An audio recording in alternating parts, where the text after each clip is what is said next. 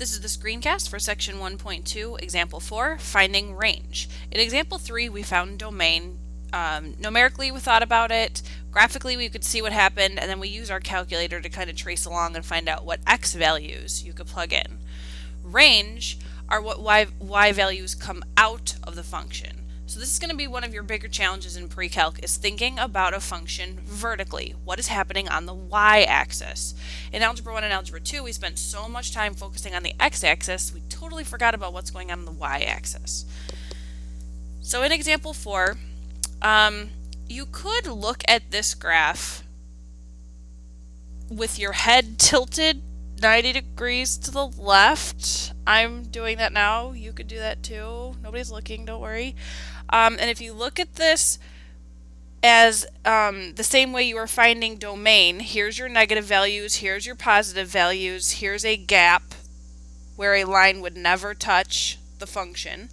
Your range will be negative infinity to 0, and then 0 to infinity. That was a pretty simplistic way of coming up with range. So negative infinity to 0, and then again from 0 to infinity. So we're going to rely a lot on what the graph looks like from bottom to top. Domain we found from left to right, range we're finding from bottom to top. So the function does go all the way down to negative infinity. We have a break where a line away from the y-axis would totally pass through to infinities without ever touching the graph. So there's no 0 value for the range. And then the graph goes all the way up to positive infinity as well. Now, to think about what's happening numerically is as I plug in values that get really, really, really close to 0, so 0.1, 0.00001, 0.0000001. If you take 2 divided by those really tiny numbers, the outputs are going to get bigger and bigger and bigger all the way up to positive infinity. That's why the range goes all the way up to positive infinity.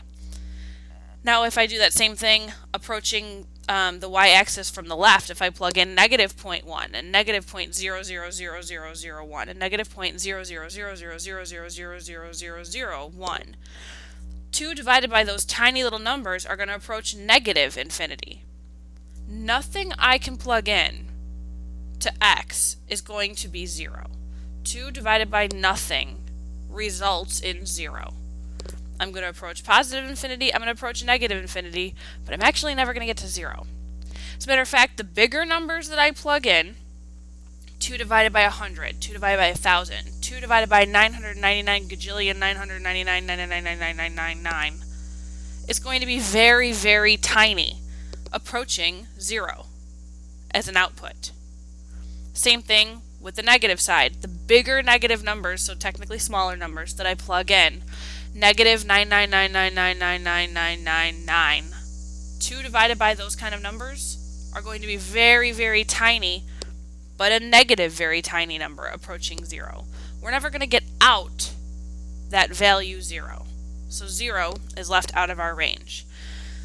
Again, conceptually, range is very hard to grasp thinking about what's happening with the numbers. Visually, though, we should be able to get a big clue about what's happening. So in the now try problem, number 17, first thing I'm going to do is graph this.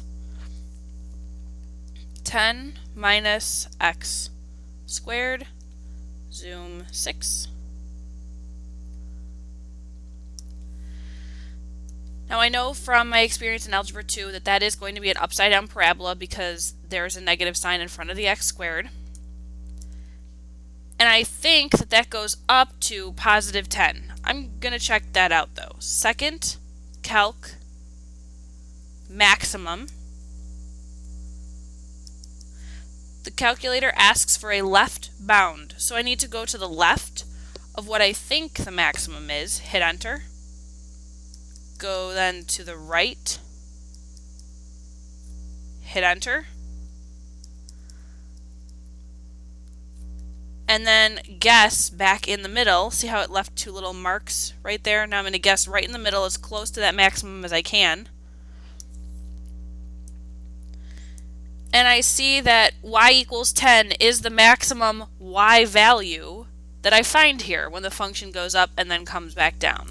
So my range is in fact, let's see, starting from bottom to top, negative infinity all the way up to 10, including 10.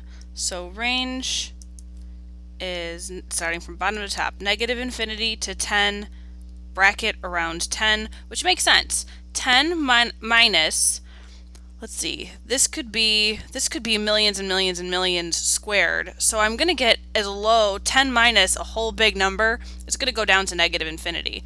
But the smallest number I can subtract from 10 is 0. 0 squared is 0, so 10 minus 0 is going to be the biggest number I can output from this function, 10. Anything else I subtract from 10 is going to shrink the output.